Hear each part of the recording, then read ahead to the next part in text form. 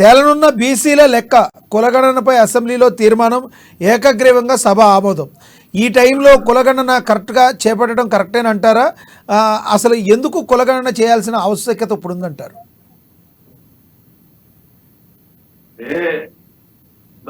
కాలంగా తెలంగాణ రాష్ట్రంలోనే కాదు, దేశవ్యాప్తంగా కులగణన మీద కొంత చర్చ జరుగుతూ ఉన్నది. ప్రభుత్వ పథకాలు కానీ లేదు అంటే ఆయా కులాల వారిగా ఉన్నటువంటి జనాభా లెక్కలు ఎంత తేలాల్సిన అవసరం ఉందని చెప్పేసి కొంత ప్రజల్లో డిమాండ్ పెరుగుతా ఉన్నది. దానికి సంబంధించి అదేవిధంగా జనాభా ప్రాతిపదికన బడ్జెట్ లో కేటాయింపులు జరగాలి. ఆ రకంగా జరగట్లేదు. కుల వృత్తులను ప్రోత్సహించాలంటే ఖచ్చితంగా కులాల వారిగా జనాభాలు సేకరించాలి. వృత్తుల మీద ఆధారపడి ఉన్న వాళ్ళు ఎంతమంది, బీసీలైనా ఎస్సీలైనా ఓసీలైనా వాళ్ళు వృత్తుల మీద కొన్ని వేరు వేరు రంగాల్లో వాళ్ళు నిష్ణాతులుగా తయారయ్యారు. అలా కాకుండా కొంతమంది ఇంకా వృత్తులు ఉన్నారు. ఆ వృత్తులు ఎంతమంది బడ్జెట్ లో కేటాయింపులు బీసీ వర్గాలకు ఓబీసీలకు తగ్గుతున్నాయి. తద్వారా ఓబీసీలకు జరగాల్సినటువంటి మేలు జరగట్లేదు అని చెప్పేసి కొంతకాలంగా వాదన తెరపైకి వచ్చింది. దీని మీద కేంద్ర ప్రభుత్వమే ఒత్తిడి పెరుగుతా ఉన్నాడు. పెరిగిన నేపథ్యంలో కేంద్ర ప్రభుత్వము కులగణన మీద కేంద్ర ప్రభుత్వం సాధ్యం కాదు, అన్ని రాష్ట్రాలను సమన్వయం చేసుకోవడం అనేది కొంచెం ఇబ్బందికరమైన పరిస్థితి కాబట్టి రాష్ట్రాల వారిగా కులగణన చేసుకోవచ్చు అని చెప్పేసి ఇటీవల కాలంలో ఒక బిల్లు పాస్ చేసి పార్లమెంట్ లో పంపించారు. దాని ఆధారంగానే ప్రస్తుతం జరుగుతూ ఉన్నది. మొన్నటి వరకు ఉన్నటువంటి బీఆర్ఎస్ ప్రభుత్వం అసలు బీసీలకు ప్రాధాన్యత ఏమాత్రం ఇవ్వలేదు. 2014 నుంచి 18 వరకు ఉన్నటువంటి క్యాబినెట్ లో కేవలం 2 మంత్రులు. దాదాపుగా అంటే బీసీ వర్గాలు కానీ ఓబీసీలు మొత్తంగా చెప్పేటువంటి అంటే రాష్ట్ర జనాభాలో బీసీ ఎంతమంది తీసుకుంటూ సుమారుగా 60 నుంచి 65% ఉన్నారని చెప్పేసి మనకు అంతా ఉన్న సమాచారం. అంటే ఆ కేటగిరీషన్ లో రావాల్సిన అవసరం ఉంటుంది. కొన్ని ప్రభుత్వాలు బీసీలను కావాలని పక్కకు పెట్టడం, దీంతో కులగణన కంపల్సరీ కావాలి. బడ్జెట్ లో కూడా కేటాయింపులు జరగాలి ఆ వర్గాలకు.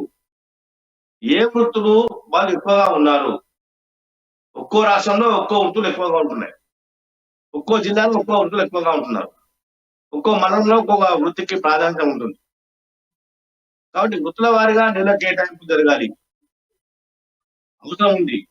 ఆ కోణంలో ప్రయత్నం చేస్తే మరింత ఆ వర్గాల్లో అభ్యున్నతికి సాధించే అవకాశం ఉంటుంది. కాబట్టి కులగణన జరగాలని చెప్పేసి డిమాండ్ వస్తా ఉన్నది.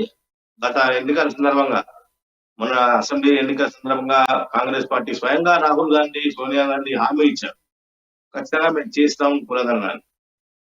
హామీ మేరకు హామీ నెరవేర్చుకొని శాసనసభలో దాన్ని ఆ తీర్మానాన్ని ప్రవేశపెట్టి సభ ఆమోదం పొందింపజేసే విధంగా ప్రయత్నం చేసి సఫలమయ్యారు. ఇక్కడ బీసీలకు సంబంధించిన విషయంలో గత ప్రభుత్వం చేసిన నిర్లక్ష్యం, మేము చేయము అనే విషయంలో మొదటి నుంచి కాంగ్రెస్ పార్టీ చెప్తా ఉన్నది.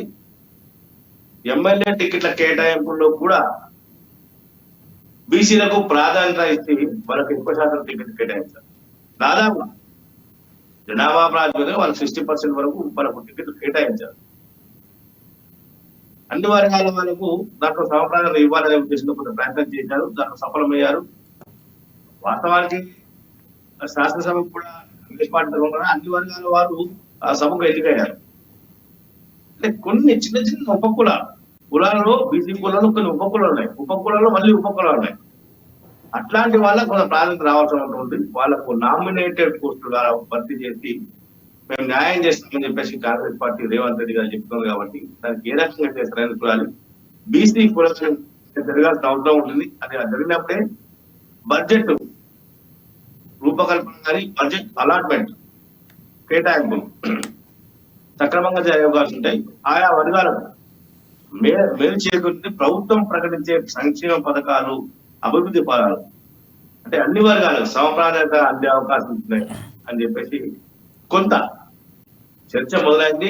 దానికి సంబంధించి అంటే ప్రజలకు చర్చకు అనుగుణంగానే, ప్రజల డిమాండ్కు అనుగుణంగానే కాంగ్రెస్ పార్టీ పనిచేస్తుంది కాబట్టి ఆ కోణంలో తీసుకున్నారు. ఇది త్వరలో జనాభా కులగణన మొదలవుతుంది. కులగణన తర్వాత రాష్ట్ర ప్రభుత్వం కొన్ని పథకాలను ప్రకటించడానికి కూడా అవకాశం ఉంది. అందుకు సంబంధించి నిన్న కొంత చూసాయా కూడా శాసనసభలో ఆ మంత్రులు ప్రభుత్వం చెప్పింది.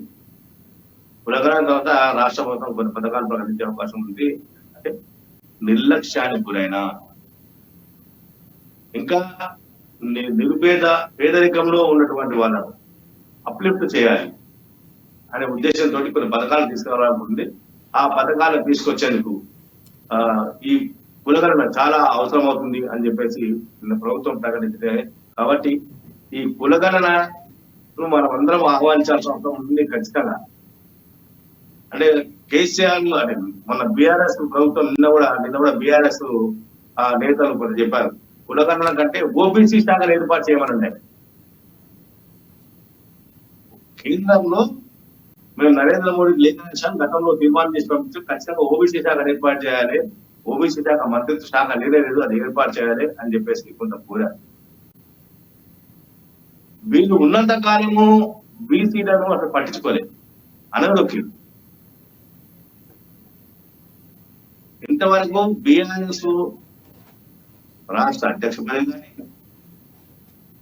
కార్యనిర్వాహక అధ్యక్ష పదవి కానీ ఇటు ఎల్పీ నేత పదవులు కానీ ఇటు బీఆర్ఎస్ పడిన 20 సంవత్సరాలుగా మేము గమనిస్తాం.